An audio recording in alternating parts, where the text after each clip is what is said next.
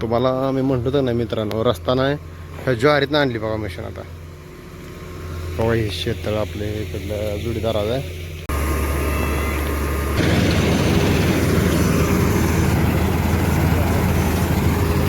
तर मित्रांनो, आज आपल्यात गहू कापायला मशीन येणार आहे. तर गेल्या वर्षी जे मशीन आलं ते लय मोठं मशीन होतं आणि आता ही मशीन आलं आहे, हे तुम्हाला दाखवतो मशीन. तर आपल्या घराकडं आणि आपल्या शेताकडे याला मशीनीला वाट नाही. बारके वाहनं कशी बी येतील, पण मोठ्या मशीनीला वाट नसल्यामुळं कसं तर अपघात नेमदत आणायला लावलं आहे. तुम्हाला दाखवतो मशीन कसलं आहे ते. तुम्हाला मी म्हणतो तर नाही मित्रांनो, रस्ता नाही ह्या ज्वारीतनं आणली बघा मशीन. आता बघा हे शेततळ आपले इकडलं जोडीदाराचं आहे आणि जोडीदाराचा खाली ऊस आहे.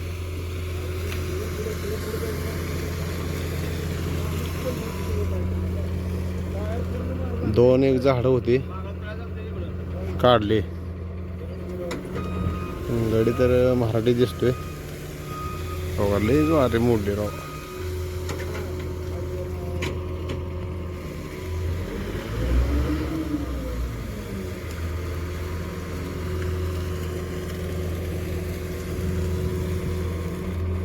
जरा थोडं पलीकडे जरा घे मानो.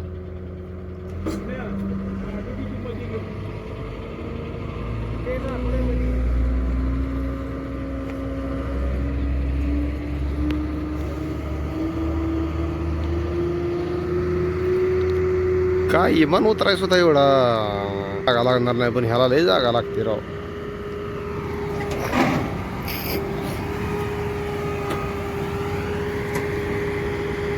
आता हिथनं मग किती ह्याने ज्वारी मोडली आहे. आता चालू करते बघा.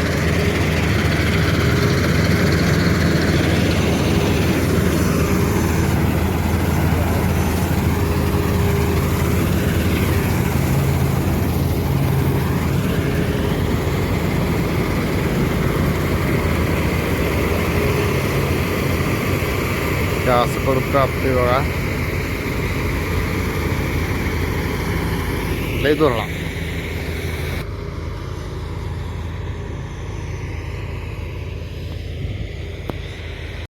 आता ही वरची बाजू कापत यायला आली बघा.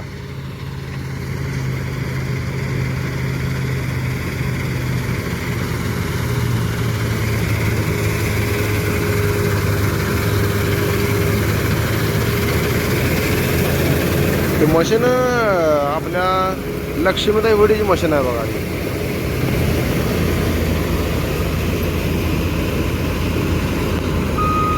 लय बस काट पडते राव.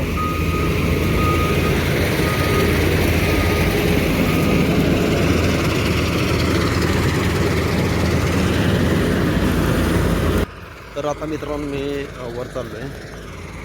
इतके फास्ट तुम्हाला सांगतो चालू होते मिशन. लयच तावानगडी चालवायला लागला राव.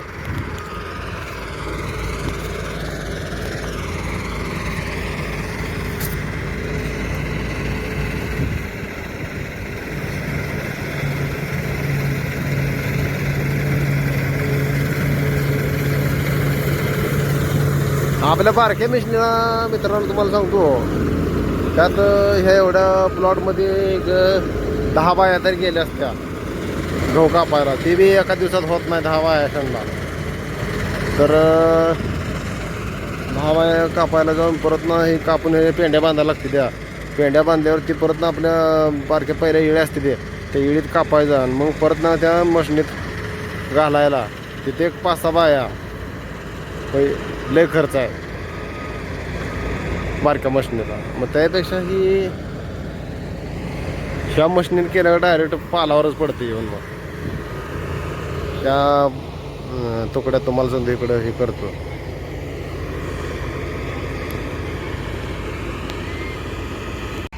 आता वर येते बघा.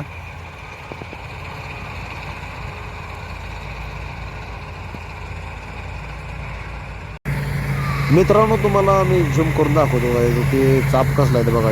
कसं ते गहू ओढून घेते बघा. बघा कसं घेते काय कसं यंत्र बनवलं आहे.